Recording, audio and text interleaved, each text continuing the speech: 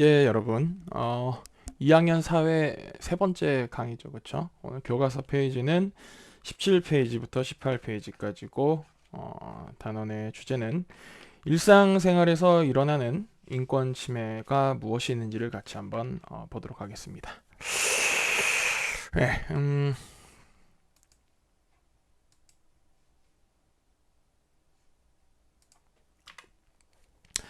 예, 인권에 대해서 이상과 현실이 있어요. 오랜 역사의 발전과 함께 인권 존중은 사회의 이제 보편적 가치가 됐죠, 그렇죠? 오늘날 누구도 뭐 인권을 갖다가 지킬 필요가 없어라고 생각하는 사람은 없을 겁니다. 그러나 실제로는 여전히 인권이 보호받지 못하고 침해당하는 인권 사각지대라는 게 존재를 해요. 자, 인권 사각지대가 생기는 이유는 뭘까? 자, 우리가 인권 침해가 일상에서 많이 발생이 되는데 사실 뭐 사람들이 의도적으로 난 저 사람의 인권을 침해해야겠어. 저 사람을 짓밟아야겠어. 라고 생각하고 고의적으로 인권을 침해하는 경우는 드뭅니다. 뭐 존재한다면 뭐 소시오패스나 사이코패스 그런 사람들이 되겠지만 일반적인 이제 사람들은 내가 뭐 마음 먹고 그냥 일부러 타인의 인권을 침해해야겠다고 생각하는 건 드물죠. 그럼 이제 인권 침해가 왜 발생하냐? 모르는 사이에 발생한다는 거예요. 우선 첫 번째로는 사회 구성원이 갖고 있는 편견이나 고정관념 때문에 발생하는 경우가 있습니다. 뭐 장애인에 대해서 내가 이제 회사의 이제 사장인데 종업원을 이제 뽑으려고 할 때 저 사람이 장애가 있단 말이에요. 장애인은 좀 왠지 열심히 안 하지 않을까라고 생각하는 그런 어떤 편견 때문에 인권 침해가 발생할 수 있다는 겁니다. 또는 사회 집단의 관습이나 관행 때문에 관습이나 관행은 옛날부터 그렇게 해왔던 것들이죠. 그렇죠? 관습이나 관행 때문에 발생하는 겁니다. 예를 들어서 뭐 회사에서 어떤 공적인 일을 서로 토론할 때 나이가 중요한 건 아니잖아요. 그렇죠? 본인이 생각하는 의견을 자유롭게 낼 수 있습니다. 그런데 이제 좀 나이가 젊은 사람이 의견을 좀 활발하게 막 제시를 하면은 말이야 나이도 어린 사람이 말이야 건방진 것 같아 이런 식으로 생각하는 경우가 있죠. 그렇죠? 이런 것들이 옛날부터 젊은 사람은 나이가 많은 사람 앞에서 뭐 조신해야 된다, 얌전해야 된다 이런 이제 관습이나 관행들이 쭉 내려왔기 때문에 이제 그러한 것 때문에 인권이 또 침해될 수 있는 거죠. 또는 이제 국가의 잘못된 법률이나 제도 등으로 발생할 수 있습니다. 인권 침해가. 예를 들어서 뭐 지금은 이제 없어졌지만 이따가 또 얘기하겠지만 우리가 일반직 공무원을 응시할 때 연령 제한이 있었어요. 28살인가? 그 연령 제한이 있어가지고 그 나이가 넘어가면 국가에서 공무원 시험 응시를 못하게 막았었어요. 이제 뭐 그럴 수도 있는 게 많은 제도나 법은 과거에 이제 만들어져서 쭉 시간에 따라서 이렇게 내려오게 되는데 그 사이의 법이나 제도가 바뀌지 않았다면 그만큼 변화한 사회의 속도를 법이나 제도가 따라가지 못하게 될 수 있는 거죠. 그렇죠? 이제 그런 경우에 또 인권 침해가 발생할 수 있습니다. 중요한 거는 알면서도 인권이 침해당하는 경우는 좀 드물다는 점을 잘 기억하시고 자 넘어가서 자 우리 주변의 인권 침해 사례가 어떤 것들이 있는지 같이 한번 봅시다. 자 시험 결과를 발표할 때 수험 번호와 함께 이름을 공개하는 경우가 있어요. 근데 이런 거 인권 침해입니다. 당사자의 동의가 없다면 개인정보를 대중에게 공개하는 인권 침해 행위죠. 그쵸? 그렇잖아요. 내가 그 시험에 붙었는지 떨어졌는지 다른 사람들이 알게 하고 싶지 않은 거예요. 그런데 이제 이런 걸 갖다 그냥 다 공개를 해버리면, 이게 인권 침해가 될 수 있다는 겁니다. 뭐 과거에는 국가시험이나 대학시험도 다 이름하고 수험번호를 다 공개를 했던 적도 있었어요.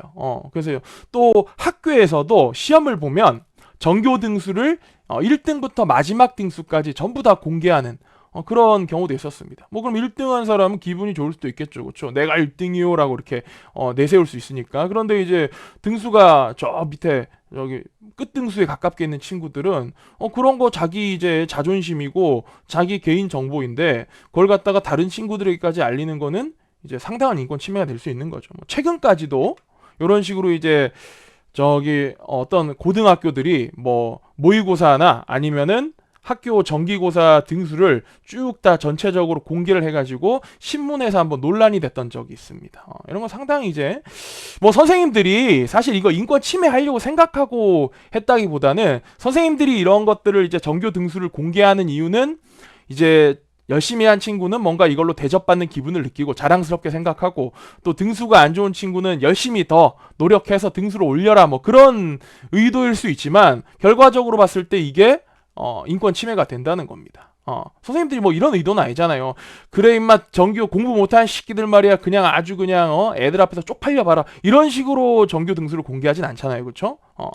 자, 그 다음에 또 어떤 게 있냐, 장애인의 상대어로 일반인이라는 표현을 사용하는 경우가 있습니다. 이것도 인권 침해라는 거예요. 왜 이게 인권 침해냐, 장애인은 일반적이지 않은 뭔가 비정상적인 상태에 있다는 걸 사람들한테 암시한다는 거예요. 그래서 장애인의 상대어는 일반인이 아니고 장애인의 상대어는 비장애인이 돼야 됩니다. 비장애인. 이거 뭐 제가 뭐 정한 건 아니고 국가인권위원회나 많은 매체들이 공식적으로 얘기하고 있는 거예요. 그리고 참고로 장애인을 장애우라고, 우는 버두자죠. 장애인우라고 하는 장애우라는 용어도 잘못됐다는 겁니다. 장애인은 왠지 도움을 받아야만은 의존적인 존재다라는 걸, 그런 의미를 내포하고 있기 때문에 장애우라는 것도 사용하지 않는 것이 바람직하고, 장애인, 그리고 장애가 없는 사람은 비장애인, 이렇게 이제 쓰는 것이 바람직하다고 합니다. 인권 침해의 여지가 없다고 하네요. 실제로 이제 우리가 장애인에 대해서도 사용되는 많은 인권 침해적인 용어들이 있거든요. 한번 볼까요? 지금도 이제 이런 거를 쓰시는 분들이 있습니다. 나이가 좀 드신 분들 중에는 시각장애인이라고 불러야 되는데 장님이나 소경, 봉사, 심지어 애꾸다 이렇게 부르는 사람들도 있죠. 이거 전부 다 인권 침해라는 겁니다.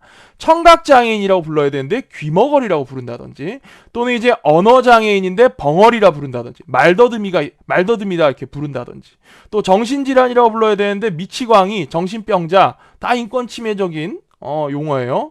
그리고 이제 한센병이라는, 이 한센이라 불러야 되는데 문둥이다, 나병 환자다 이렇게 부르는 거, 이것도 다 인권 침해라는 겁니다.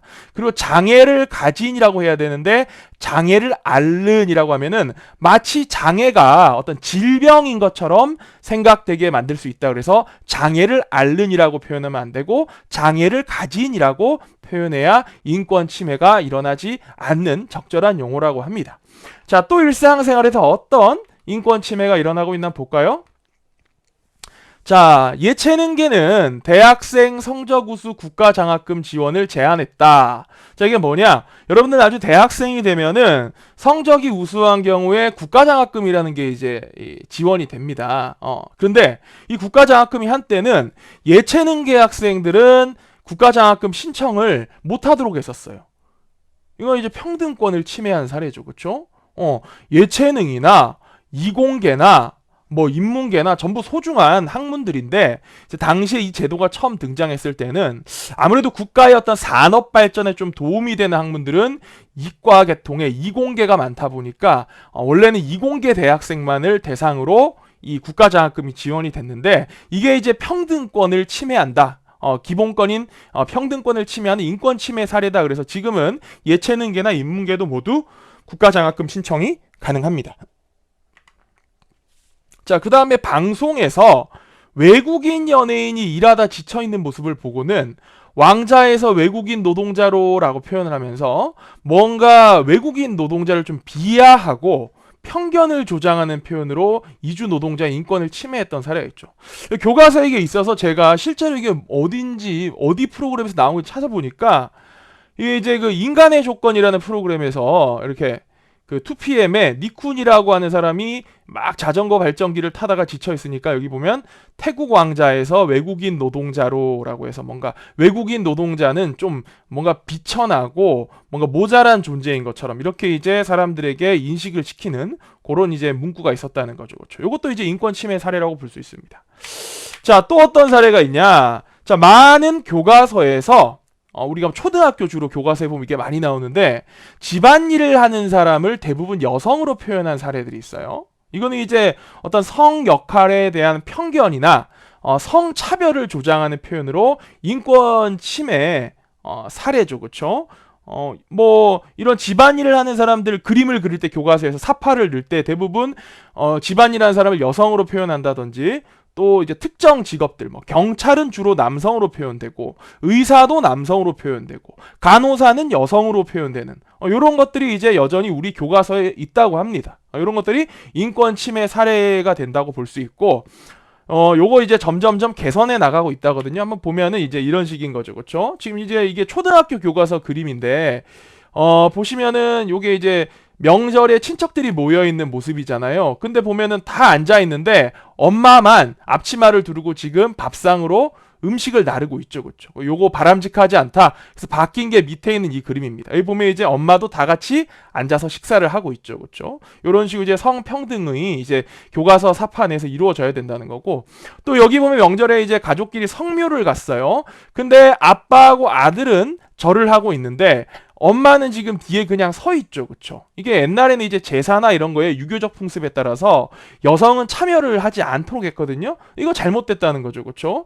조상님을 모시는데 뭐 남녀가 어디 있다 이건 그런 어디 있냐 이거죠. 그래서 지금 밑에 이제 바뀐 개정된 그림에는 똑같이 성묘하는데 이제 엄마, 아빠, 딸 그리고 아들까지 전부 다 평등하게 절을 하고 있죠. 요런 게 이제 개선의 사례인 거고, 또 다른 교과서 한번 보면은 요런 식으로 지금 보면 이게 초등학교 1학년 교과서에 있는 모습인데, 예, 보시면은 경찰이 지금 이 과학수사대인데 이제 뭐 현장에서 발자국도 채취하고 여러 가지를 지문도 감식하고 하는데 전부 경찰이 남자죠. 그쵸? 요거 잘못된 겁니다. 여성 경찰은 왜 없냐 이거죠. 그쵸? 그 다음에 이런 거. 지금 병원에서 보면은 의사 선생님은 남자고 간호사 선생님은 여자로 표현이 돼 있죠. 이런 걸 자꾸 이제 보고 배우다 보면은 학생들의 이제 인식 체계 속에도 의사는 남자가 하는 거고 간호사는 여자가 하는 직업이다. 또 경찰은 아무래도 남자가 하는 게 맞다. 뭐 이런 식으로 이제 딱 고착화돼 버릴 수 있는 거죠. 이게 인권 침해 사례가 된다는 겁니다. 자, 또 어떤 일상생활에 인권 침해가 있냐? 실제 있었던 사건인데 용인시 경기도 용인시 있었던 일이에요. 거기에 이제 아주 큰 산이 있는데 이게 어떤 그 집안의 선산입니다. 집안에서 관리하는 공통의 이 산인데 그 산 주변이 아파트 단지로 개발이 되면서 건설사가 이 산 지역을 이제 사들였고 막대한 토지 보상비가 나왔어요. 수백억의 토지 보상비가 나왔는데 이 토지 보상비를 집안 사람들이 나눠 가질 때 여성들은 전부 제외하고 18세 이상의 남성들만, 그 집안의 남성들만 그 토지 보상금을 나눠 가져서 이게 이제 그 법원에 소송이 걸렸어요. 그 집안의 여성 이제 자손들이 왜 남자만 이 돈을 가져가냐? 이것도 인권 침해죠. 그쵸? 그러니까 이제 뭐 집안의 일에 여성은 참여할 수 없다. 남녀 차별이 집안의 어떤 집안, 성씨, 그 집안의 문중의 일에서는 남녀 차별이 당연한 것이다라고 생각하는 전통적 관습 때문에 발생한 인권 침해 사례였던 거죠. 또 어떤 게 있냐? 인터넷 게시판의 실명제 시행.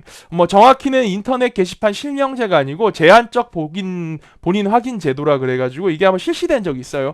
2011년인가부터 이제 실시가 됐었는데 이게 뭐냐면 네이버나 다음 같은 거 가입할 때 주민등록번호를 다 넣어야 되고 뭐 그런 게 있었어요. 그래가지고 당시에 이제 구글에서는 구글 코리아는 우리나라의 이 제한적 본인 확인제도 일명 인터넷 실명제 반대해가지고 우리나라에서는 유튜브에 영상 업로드 못하게 막 막고 이랬던 적이 있거든요. 뭐 지금은 이 제도가 폐지됐어요. 요거는 이제 표현의 자유를 억압하여서 기본권 중에 자유권을 침해하는 사례라는 거죠. 실제로도 이제 이 법률이 우리나라 헌법에 위배되는 잘못된 법률이다라는 게 2012년에 헌법재판소에서 판결이 나기도 했습니다. 지금은 시행하지 않고 있어요. 지금 여러분들 어디 뭐 사이트 가입할 때 주민등록번호 다 넣는 경우는 없죠, 그렇죠? 자, 그 다음에 각종 지원 자격에 나이가 포함되는 경우 있습니다. 이게 이제 국가 제도에 의해서 이 평등권이 침해되는 사례인데요. 일반직 공무원의 경우에 과거에는 28세의 나이 제한이 있었어요. 28세 넘어가면 응시가 안 됐는데 이게 이제 너무 문제가 있다. 그래서 점차 늘렸어요. 32세로 늘렸다가 36세로 늘렸다가 40세로 늘렸다가 지금은 이제 일반직 공무원 같은 경우 나이 제한이 폐지되어서 뭐 60살 되신 분도 자기가 이제 공부해가지고 응시하면 공무원에 합격할 수 있죠. 그쵸? 자, 근데 여전히 경찰이나 소방공무원의 경우에는 나이 제한이 있어요.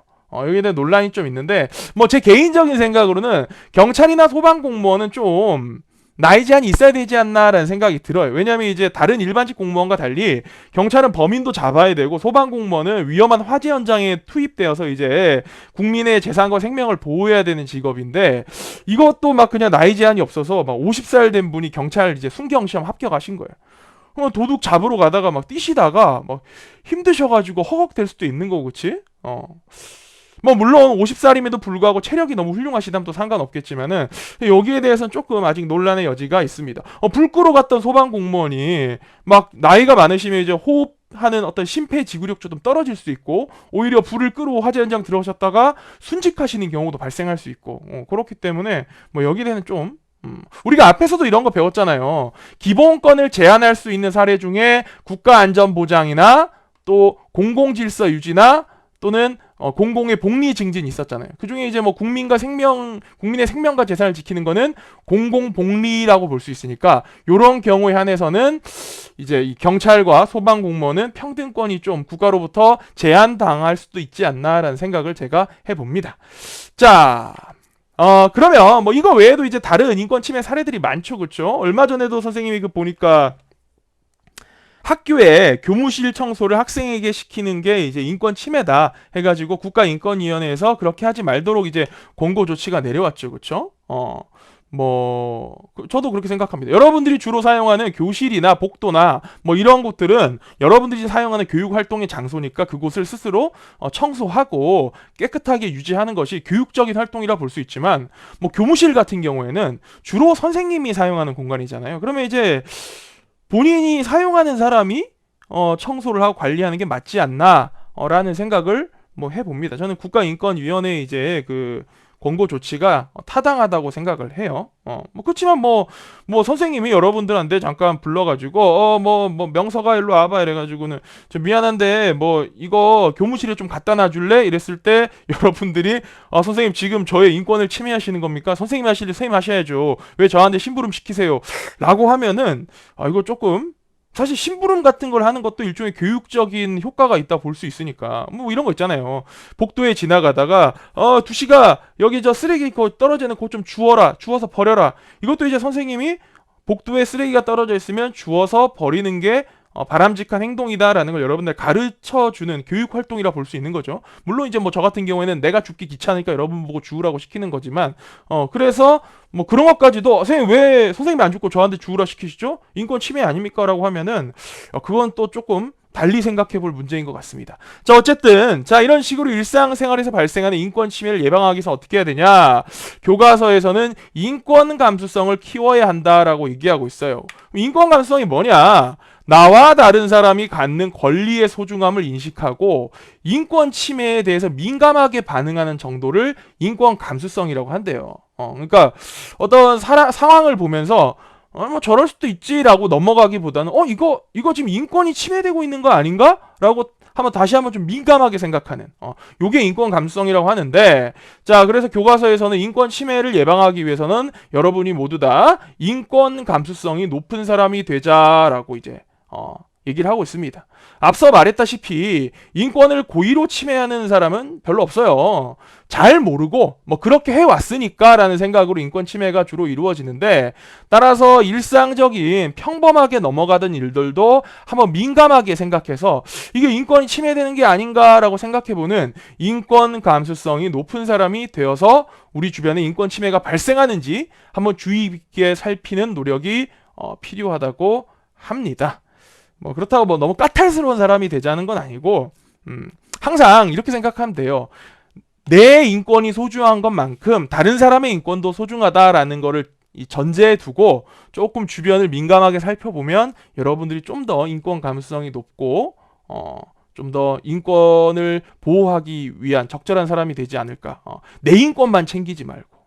인권 감수성이 나한테만 작동되면 안 돼. 다른 사람의 인권은 다 무시하면서 내 인권을 침해? 막 이런 식으로 이제 자기한테 대해서만 인권 감수성을 발휘해서는 안 됩니다. 모두에게 동등하게 고루고루 인권 감수성을 발휘해야겠죠. 자, 오늘 여기까지 하시고 다음 시간에는 인권 침해가 발생했을 때 어떻게 도움을 받을 수 있는지 한번 그걸 교과서 내용 19페이지부터 20페이지까지 같이 한번 배워봅시다. 자, 오늘도 공부하느라 고생 많았고 퀴즈 다 맞추기를 바래요. 예.